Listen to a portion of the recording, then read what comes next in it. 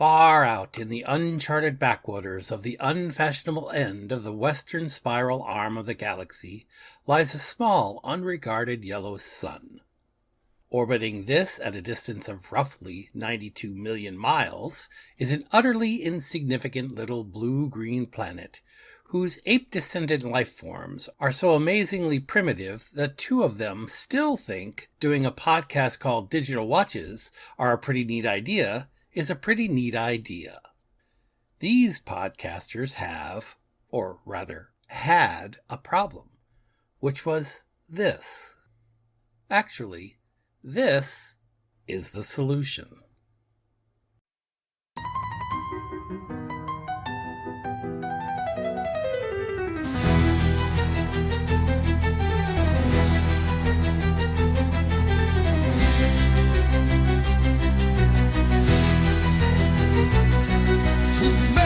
Thought it was a pretty neat idea. Dreamers, thinkers, speculative philosophers, or as their wives would have it, idiots.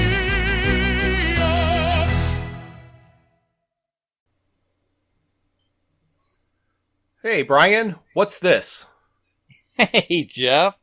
Well, this is our return to Dirk Gently's Holistic Detective Agency's Salmon of Doubt, issue number 7 by IDW.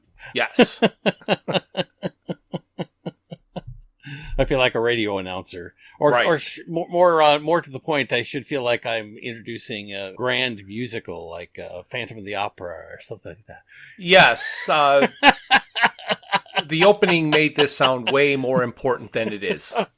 Oh, now. This is the most important thing in my life. What are you talking about, Jeff? Right. I feel sorry for us. I know. Well, welcome to season 5. Oh, yes, season 5. Is this insane or what? This is insane. This is truly insane. Mm-hmm. I think we're going to have a great season. I think as long as we can think of something to talk about. That's right. We're going to have fun. As long as the material continues, we will continue. Mm-hmm. Yes, absolutely. And it looks like the comic book is continuing with the theme of introductions. Mm-hmm. Mm-hmm. Yep. It's our friend Rifle on the cover. Yes. Yes. And the Colonel trying to get him not to shoot. Right, right. But he was a little late. Yeah, I think so, because Dirk's got a hole in his hair. Yes, and you can see the hole in the wall beyond him. Yes, yes, you got it. Sally seems a little distressed. So here in the drawing of this cover, so you mentioned Dirk's got this hole in his hair, and he's drinking a soda out of his cup, and the artist has been kind of explained what they want, that Dirk is drinking out of a soda, and there's a hole in his hair from almost being shot in the head. And they decided to do this little string of spit that goes between his lip and the straw. So I applaud the attention to detail. Yes, that's quite a bit of detail. Oh my gosh. Now, what does that say underneath the picture there? It looks like it says, After Gil Kane. Do you see that? Yes. It is probably the cover artist, if I had to take a guess. Really? That's unusual. It's a detail I haven't seen on any other cover. No, I don't remember seeing it. And it looks like it's just like handwritten, doesn't it? Yeah. Yeah, so when he drew this, I guess he wrote it, but I'm not quite sure why there's after. I mean, Gil Kane sounds like a comic book artist, I guess, but after Gil Kane. Yeah, that would seem perfectly logical to me.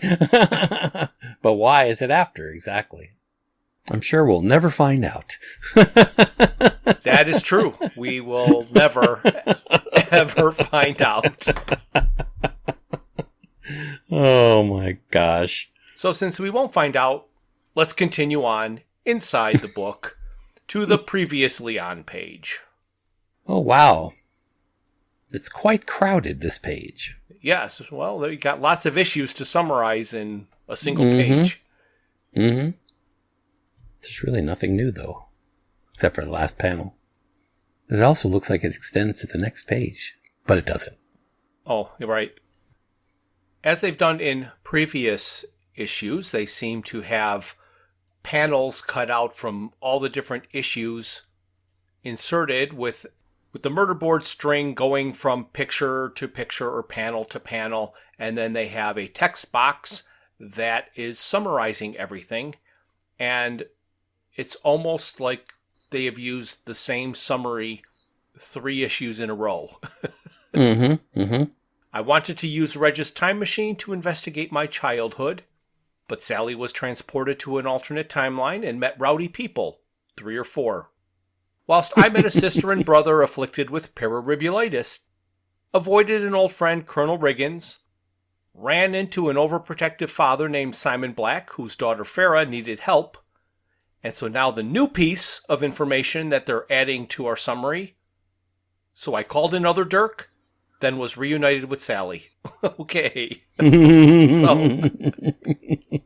Yes, and as we remember, he was reunited as Sally was in mid-embrace with the leader of the Rowdy Three. That's right. So we will go to the next page and see the Dramatis Personae. So they've got Dirk and Sally, and Dirk again, and Farah and Todd. And then I want to talk about the Rowdy Three, because they did this in the other ones, and it really didn't click until I saw it this time. It says the Rowdy Three, Chaos Embodied, times 4. So it almost sounds like there's 12 of them, but yeah. I guess it's the Chaos times 4 more than the Rowdy 3 times 4. Right, exactly. And again, Isaac Newton and Peasbottom and Bernice and Reg and Colonel Riggins. Right. But Rifle, as we mentioned, is making this one. And his name is Friedkin. He is described as a corporal, overeager and underbrained. Yes, and that will summarize him perfectly. Yes, exactly. I love it.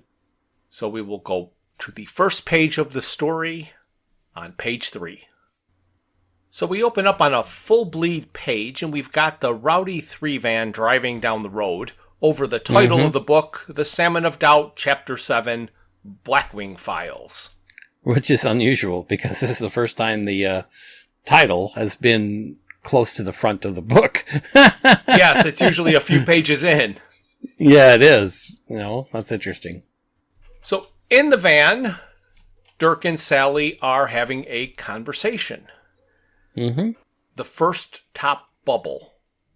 When I read that, according to the story that I remember, that sounds more like what has happened to Sally than what has happened to Dirk. Right? But that's Dirk. That's Dirk speaking, yes. But Dirk didn't travel through the time stream. Dirk has been in this reality. It has been Sally who's been jumping from TV to TV, traveling through the time streams. When did Dirk, I guess, did he follow her somehow through the plumbing? Yeah, if we think back to the first issue, didn't he go in, pop out, go back in? I think he did that once, because that's how he popped into the bar. Right. And it does appear, like you say, that he's been in one location for quite some time. But he could technically consider that traveling. Yeah. Well, he says he's traveled through the time stream. So I guess he did, but that was so long ago that right. I just want to make sure it's discontinuous, as you say. So it was a little bit confusing to me, because the first bubble says, I traveled through the time stream at great personal jeopardy to rescue you. And Sally responds to his inquiry, from what? And he says, well, as it turns out, from these people things. He was kissing you. Sally responds, yes, and what business would that be of yours? I mean, it's not like you and I do much with the kissing. But would you have wanted to?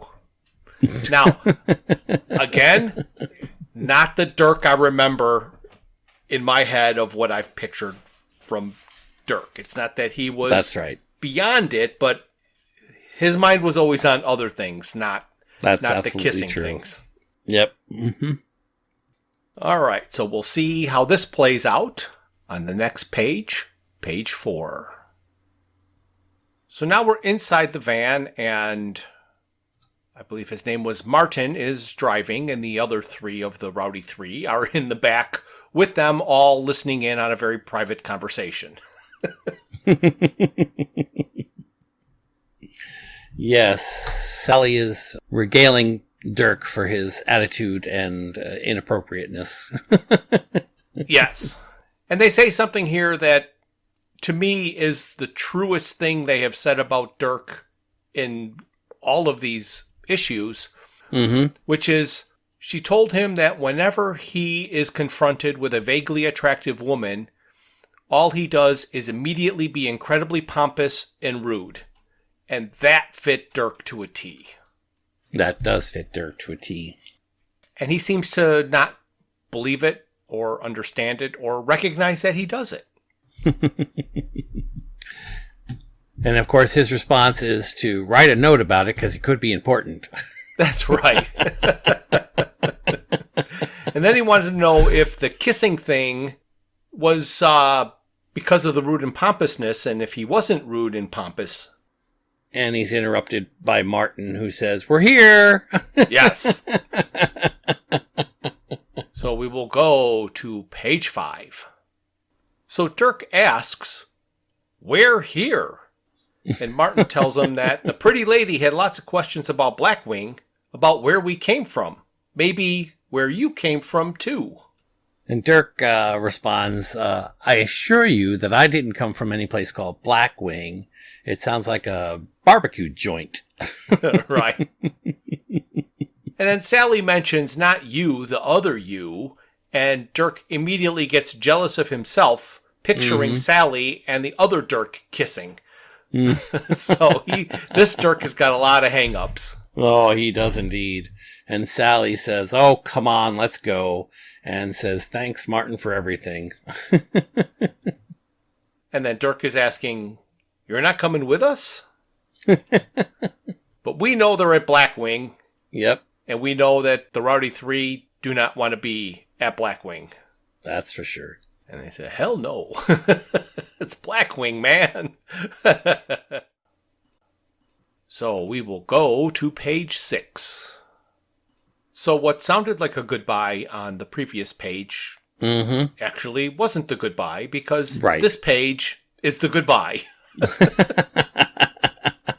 And as I suspected, what Martin says about going back to Blackwing is Rowdy's never going back to black. And one of the Rowdy 3 in the van says, "I don't think that's exactly the saying." Oh my gosh. And Martin explains that 15 years ago they burnt down the original facility, but they got to have some kind of a safe house around because he can smell the riggins. Right. Right, exactly. And then there's a great big hug and embrace between Sally and Martin. And Martin says, "Call us anytime, we'll find you." Yes. And Sally says, "Hey, man, it's been real." Yes. And then, even though they have really not been saying Rowdy 3 very often, Dirk just blurts out, "You know there are 4 of them, right?" And Sally just says, "Shut up." Right. And this artist likes the blowing in the wind dress for Sally. Oh, yeah. Yep. Yeah, it's nice. I like the page. They're standing back to back on the bottom panel. They're looking off in their own direction. And of course, as usual, Dirk is absorbed in his own life. And Sally's looking back at the van, wishing that Martin didn't have to drive off, right? Yes, looks like an album cover. All right, so we will move to page 7. So we've left Dirk and Sally, and we have jumped to Red and Izzy, also known as the young Sir Isaac Newton. And they are at Princess Kimberly's castle, Aramore, which is a spooky castle on a cliff. Mm-hmm. Mm-hmm. The cliff seems to get steeper and taller every time we see it. Yes, it does. Different angle. Mm-hmm. I gotcha. So it turns out that Reg and Isaac Newton are kind of trapped by Peasbottom the troll. Mm-hmm. And Isaac Newton wants to know if this is how his magical quests usually go. And then we get quite a close-up of Peasbottom's middle face. Yes. Also known as his nose. Uh-huh. And are they trying to make it look like he's thinking? Either that or picking his nose. I'm not sure which. Yeah, one of the two. Or maybe that requires thinking. I'm not sure. Because he didn't seem like a thinker or a speculative philosopher. I don't see that in Peasbottom's bio. Yes, exactly. Definitely. Mm-hmm. So we'll move to page 8 and 9. First double page. Oh, double spread. Mm-hmm. So this double page is a full bleed with a couple of inset boxes. And lots and lots and lots of dialogue. Yes, and unfortunately for us, the Peasbottom's dialogue is, well, stilted and difficult.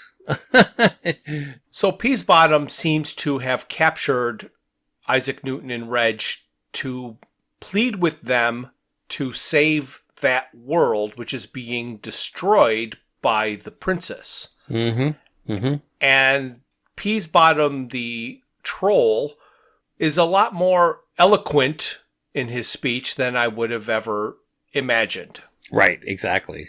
Exactly. So to give you a little idea, we'll just read the first thing he says, which is, I beg you, save us. Take her from this place, return her to her kind, else she destroy all. And obviously Dirk and Reg have some very confused looks on their face. Right, right. And the conversation goes on with Peasbottom explaining that she came from Reg's world and he has tried to provide sukkar for her. Yes. And be a parent of sorts, but he is not capable of doing that very well. Nope. And I think Reg earlier had mentioned that this world was controlled a great deal by the imagination. Correct. So apparently her vivid imagination and her youth is causing the chaos that this world is being afflicted by.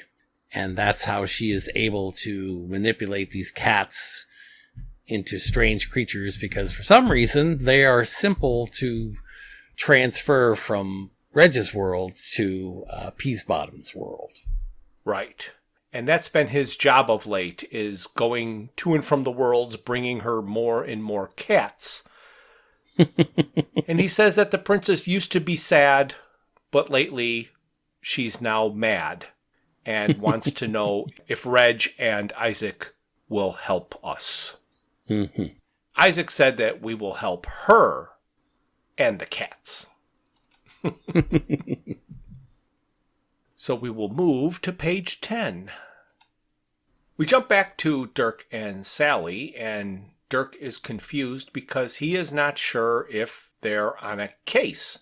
And he is a detective after all, but he wants to know if a detective can be an assistant because he's all for gender equality. Because we know that assistants are only women. At least it was back in that day, in Dirk's mind. Of course. Right, right. Right. And as you've mentioned before, there's so many disconnects between Dirk's personality as we know it and Dirk's personality within this comic book. Right. That center panel is certainly one of them. Yes. Sally is looking into a window very intently, and she turns to Dirk and says, "Shh." And Dirk says, "Don't shush me. I'm the shusher in this relationship. I'm the holistic detective. Me. Hashtag everything is connected." And now, just imagine in your mind, for those who have not seen the comic book, take the Dirk Gently and try thinking of him saying that sentence while holding up two fingers on each hand, turning them 90 degrees to each other to make the hashtag sign with his fingers. Oh, no. That doesn't quite fit. But Sally grabs him by the lips to get him to shut up and says, "Look." As it looks like she's dragging him by the lips. Literally. Yes. So let's see if they show us what they're looking at on page 11. So it seems that Dirk and Sally are peeking around the corner of the building looking at Colonel Riggins and Corporal Friedkin as they are walking out of the building toward their SUV. And they jump in their SUV and speed off while Sally and Dirk creep towards the door. Yes. And Dirk recognized Riggins and said, "That's the military man chap fellow. He was in my dreams and then he was in the club." Sally looks at him with incredulity and says, "You were in a club?" It's like, yes. Why is that hard to believe? I was looking for you. But it turns out I was there to save the little drummer girl, Amanda. I put out her fire. And Sally responds, "Sounds like you have a gift for putting out women's fires." Yeah, a little bit rude. Do you know how to pick a lock? If you can get in, we can get some answers. Dirk explains that he took a correspondence course once. It was $99.95, and they threw in a set of skeleton keys. You know, it's a common fallacy to assume. Well, less talk, more pick. I did that backwards, but I still think it's funny. It works. All right, so we will go to page 12. 12 and 13, because it's, again, another double page. We got a whole lot of picture here, Jeff, and not a lot of action. Yes. Again, it is a giant full bleed with a couple of inset panels. And it is a giant full bleed of a virtually empty room. A big empty room. Yes. A warehouse-sized empty room. Oh, my goodness. And the conversation basically goes something like Sally saying, "This isn't what I expected." And Dirk says, "As a holistic detective, you don't ever expect anything, so everything is a surprise." And then Sally responds, "That's very zen, but at some point, a girl feels entitled to some expectations."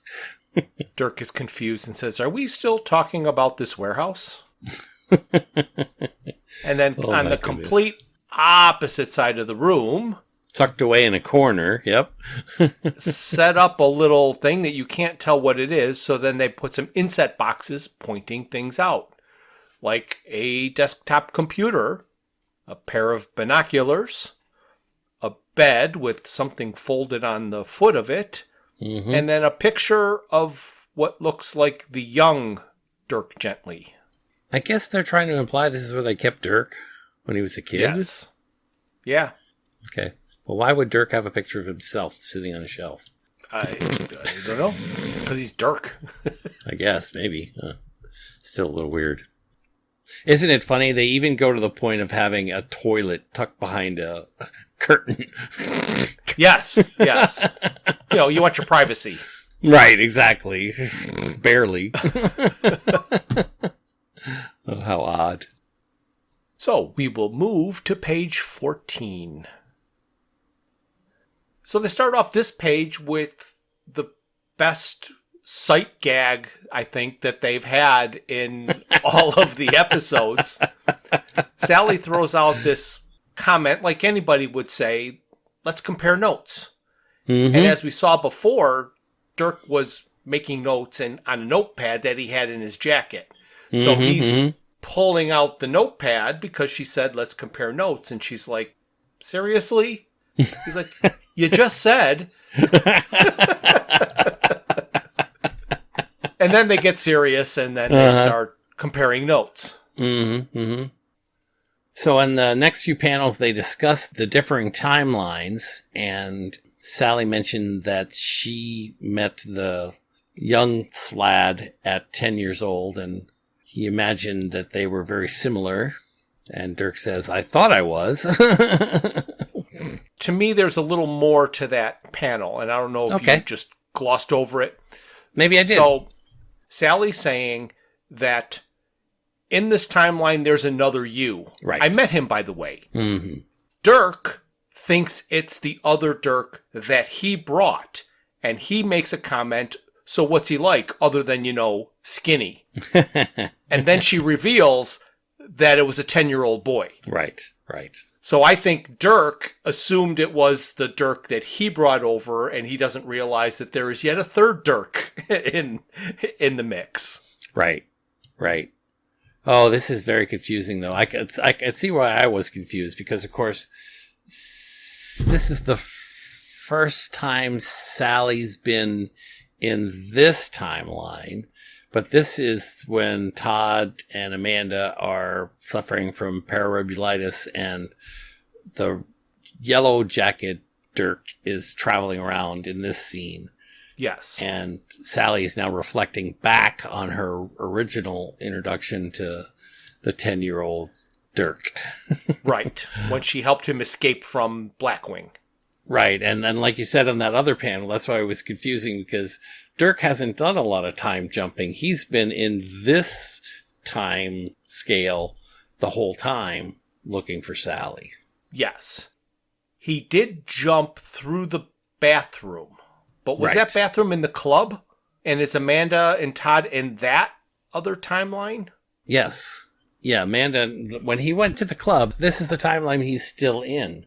And Sally found him through falling through the tree. Remember, she's been in different timelines, like you said earlier. And she fell into the tree and, Yes, so she has finally now gotten to the timeline that Dirk got to, going through the bathroom of the club. Right.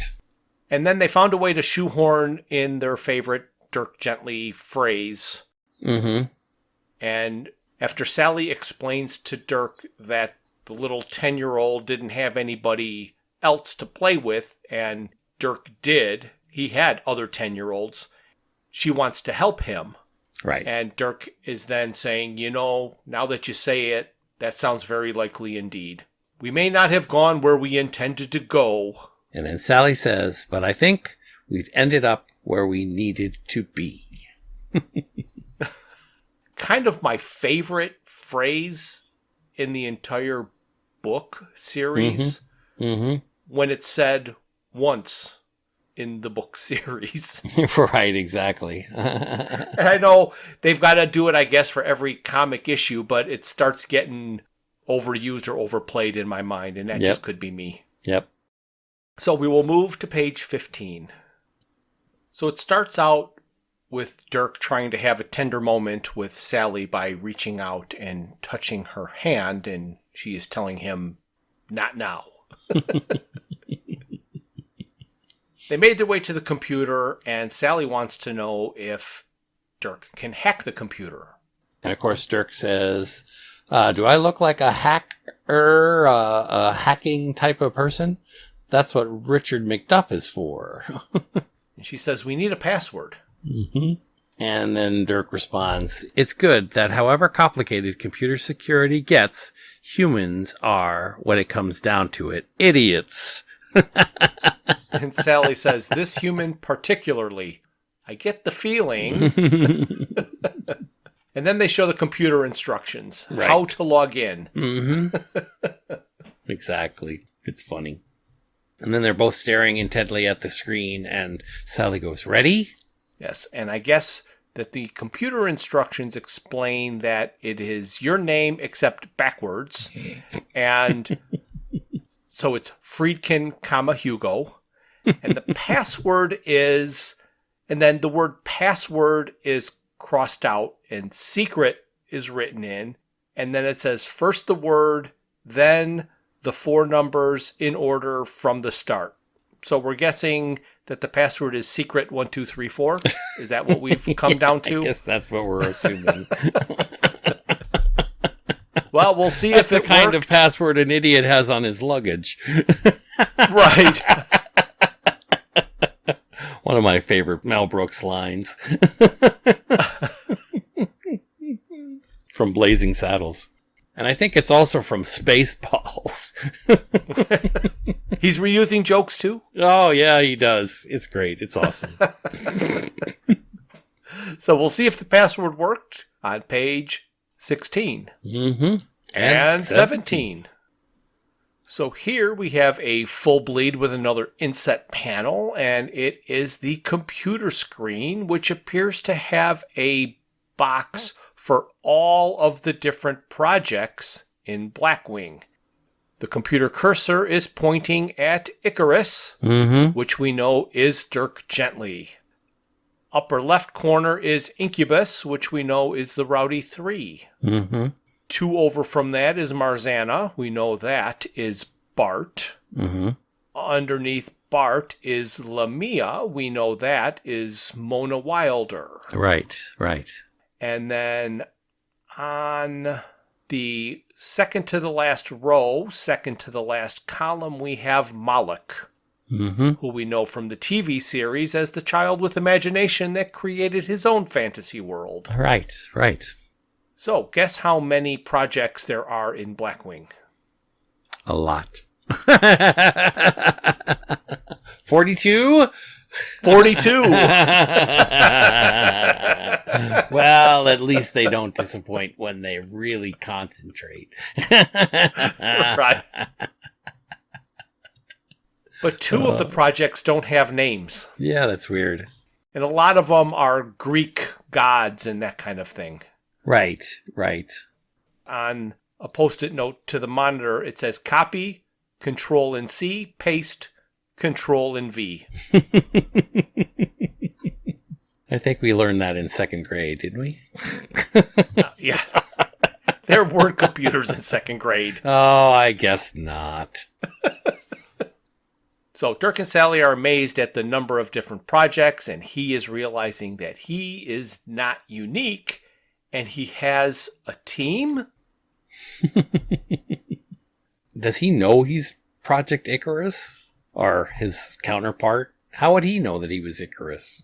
I'm sure he doesn't. I don't think he's clicked on it or anything. Right. It's just the cursor is there. Okay. Gotcha. So, okay. Yeah, I'm not 100% sure. I just was curious whether you knew or not, because at this moment, I don't think he knows he's Icarus, or his counterpart in the yellow jacket is Icarus. I think the cursor is just there for us, telling us it's Icarus, because I believe it's been mentioned by Riggins earlier in these books. He has mentioned Project Icarus. Yes, I believe he has. But has. Dirk would not have heard that. No, I don't think he has. So I think that's just reminding us that Dirk is Icarus, because he can't possibly have known. Right. But maybe we'll find out on page 18. Mm-hmm. And 19, another double page. Another double page. We're now inside the Patrick Spring estate, and Dirk and Farah are leaving his office after a very intense meeting, according to Dirk. Mm-hmm. And Farah is explaining that you would be intense too if your wife was killed by a mysterious enemy that you now feared was after you and your daughter. Dirk responds, I suppose. And she's going, Dirk, are you totally clear as to the assignment? And Dirk, in his general bluster, says, 100% A-OK, 5x5, affirmative, good to go, fire in the hole. And she just looks at him. What? Didn't I get the jargon right? I mean, what in America? I'm trying to blend in. And Farrah's explaining that she was not very happy having to hire Dirk because she's brand new to the security job, and the first thing she has to do is track down a British detective. And Dirk is convinced that they'll be an excellent team. And she's trying to say, we are not a team. And then this is a very Farrah line. So they did get the Farrah right in this.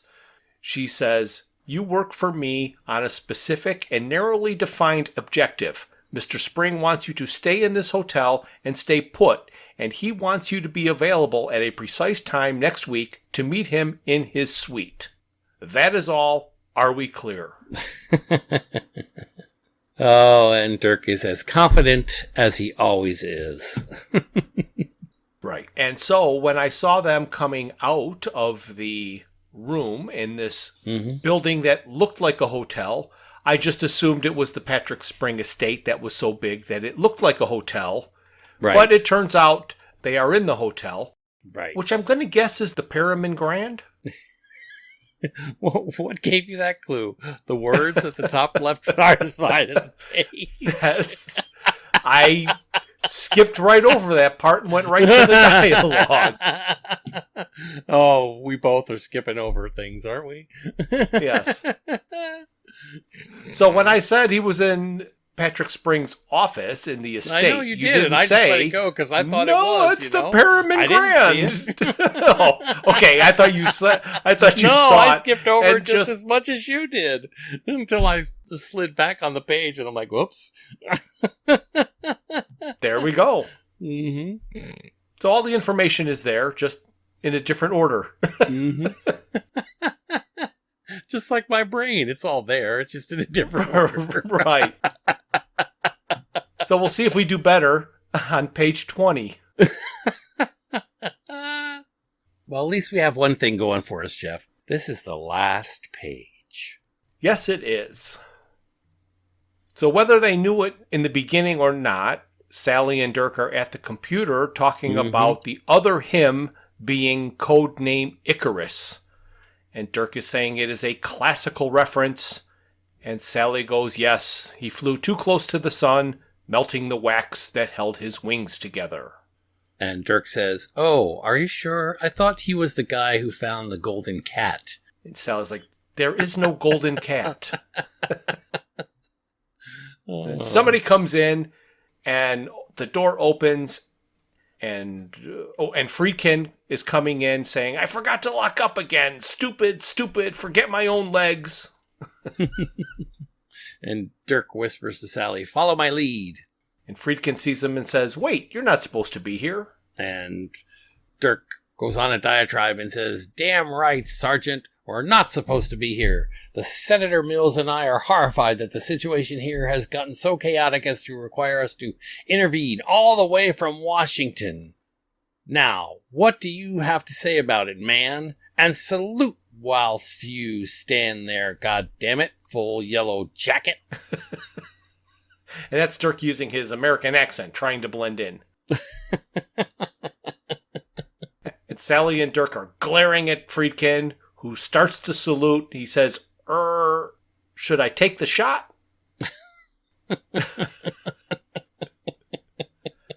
Don't take the shot! To be continued. We have to wait until next issue before we realize if he takes the shot or not. That's great. That's great. Well, that's at least in character, right? That is definitely in character. Oh, my goodness. Well, this has been quite a fun little romp, hasn't it? Well, this has been an issue that has had more actual information than I think the previous three combined. Well, that's probably true. But I wouldn't say overly impressed. That's not the right term here. But there wasn't anything that was graphically different in this particular issue. It was pretty straightforward. Yes, it was definitely a straightforward issue with lots and lots and lots and lots of reading. Mm-hmm. That's absolutely true, unlike all the other issues we've gone through so far. So here we are, Jeff, at the end of this comic, literally staring down the barrel of a gun. Yes, we are. And I have to ask you, what's next, Jeff? Well, this month there will be 2 more bonus episodes where we're going to finish up this comic. So next will be issue 8 of The Salmon of Doubt, Dirk Gently's Holistic Detective Agency. Excellent. I'm looking forward to that. Yes. Now that we know what's happening next, I guess I have to say that this is the end. Why would she say, so let's compare notes? Seriously? Because he's reaching for his notebook. Oh, okay. Gotcha. Okay, he's pulling out his notebook where she was like, seriously? I thought that was the best joke in the whole book so far. Yeah, well, I just missed the picture. I didn't look at the picture. I only looked at the text. But you're right. That's good. Sorry. I kind of blew it. That's fine. No, it's... I've had plenty of those too. Like, I couldn't tell the drawbridge was going up or down. So there we go. Yeah, no, I completely missed that. Thank you for listening to this. A new episode is released on the first Thursday of every month. Visit our website at digitalwatchesareaprettyneatidea.buzzsprout.com. While there, you can find links to all of my Hitchhiker's Guide to the Galaxy inspired t-shirt designs. You can contact us via email at digitalwatchespodcast@gmail.com. You can find us on YouTube and Facebook at Digital Watches Are a Pretty Neat Idea. You can message us on Twitter, or should I say X, at Watches Idea, and our Instagram is Watches Idea Podcast. This has been a Froods for Thought production, darling. This has been a Froods for Thought production, darling. This has been a Froods for Thought production, darling. This has been a Froods for Thought production, darling. This has been a Froods for Thought production, darling.